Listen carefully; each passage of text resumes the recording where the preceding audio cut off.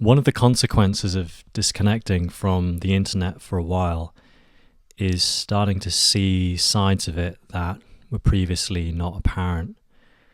And one of these that I'm going to talk about today is going to be a little bit abstract, and it may not really connect with you individually, which is fine, but I think for some people it might connect with more profoundly, and it's really those people that I'm hoping to speak with today. And this is the idea that the internet is a spirit world. I don't know if you've ever taken psychedelic medicine or anything like that.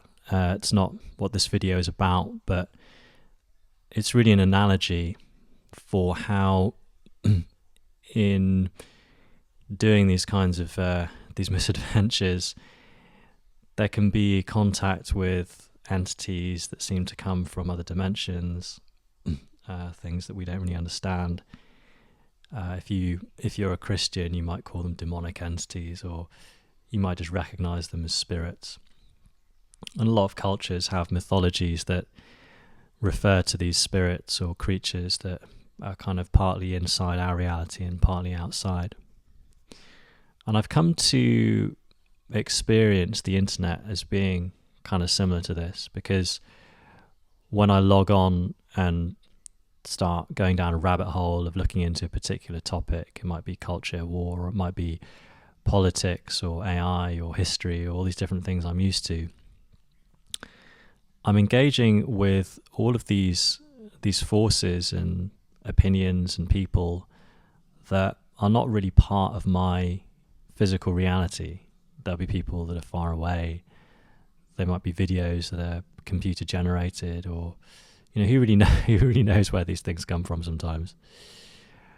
And it's easy to get sucked into this world where I start to distance myself from my physical embodied reality. I'm sitting in a room right now and I'm looking at outside, there's a plane flying overhead. But when I'm on the computer or on my phone, it's like I'm sucked into this other world, and all of the physical space and the sensations that are coming into my body from around me, they kind of recede and even disappear. And the more and more time I spend in that space, the more and more my mindset, my thoughts, my attitudes, my arguments are informed by something that I really just don't understand. I spend a lot of time listening to political podcasts or, catching up on current affairs. And then I realize that when I meet with people, I want to be armed with all of these opinions so that I can defeat them in debate and show off how clever I am. And these all these opinions are coming from other people. They're coming from places that I don't understand. They are things that I don't really have any first-hand access to. And so I'm living in between these two realities. One is a physical embodied reality of the five senses, and the other is this kind of spirit world. Oftentimes you'll see that these two worlds collide, and it can happen when maybe you strike up a conversation with someone and you realize that they've been watching the same videos as you have on a certain topic, or maybe they've stumbled across content that holds an opposing point of view, and you kind of butt heads or collaborate in terms of your opinions on a particular topic. But neither of you has really come to those opinions through direct experience of the issue at hand. Let's say, for example, it's a political issue or something to do with an election or current affairs. And so it's just to point out that this spirit world is very intoxicating. And for somebody like me, who I would consider has lived a lot of their life, quote unquote, chronically online, as in I'm always tuning into a podcast or watching something, listening to something, is quite amazing to disconnect from these things and come back into like the 3D world. And it's only something that I can talk about having actually done it and seeing it from the other side.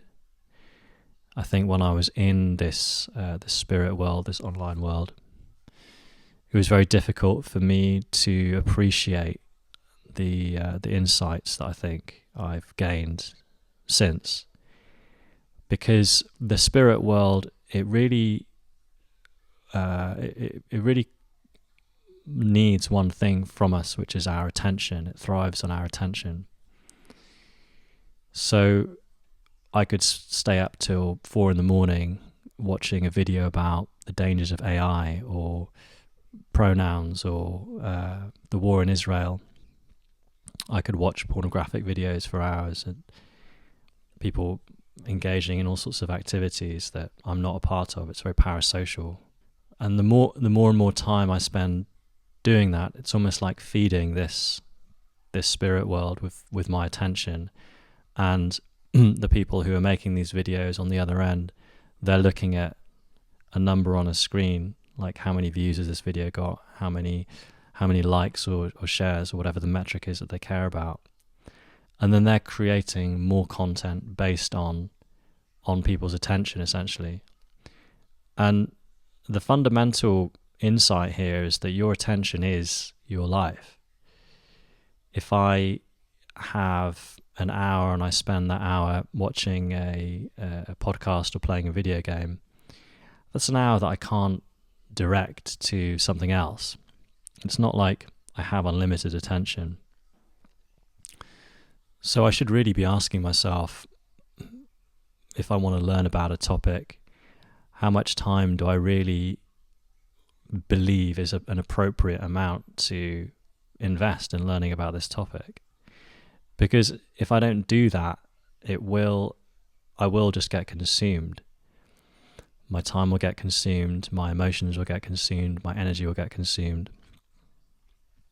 And so I think this framing of the internet as a spirit world is useful because it implies that it has a kind of agency. It has different forces in it that are sort of battling out for our attention, and it has a will to consume us, to consume our lives, to influence our decisions, our beliefs about all sorts of things.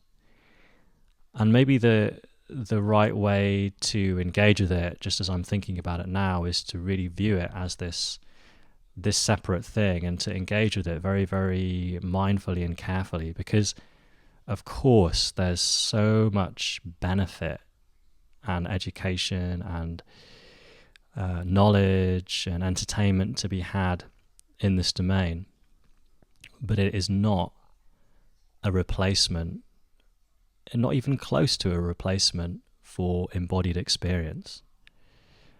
And I know what it's like to get very, very deep into spending a lot of time online. And in kind of coming out to that, as I spoke about in my Resigned Hedonism and also other videos, it's like waking up, like, oh my God, here I am looking around at everything kind of fresh. It's just been here the whole time that I've been distracted. So I have no idea if this speaks to you or not. It's kind of a far out concept and I wasn't really sure what I was going to say about it, but if it makes sense to you, drop a comment below, send me an email. If you want to work with me one-on-one on any of the issues that are raised here and any of the other videos that I've made, then just get in touch and we'll have a chat. Have a good day.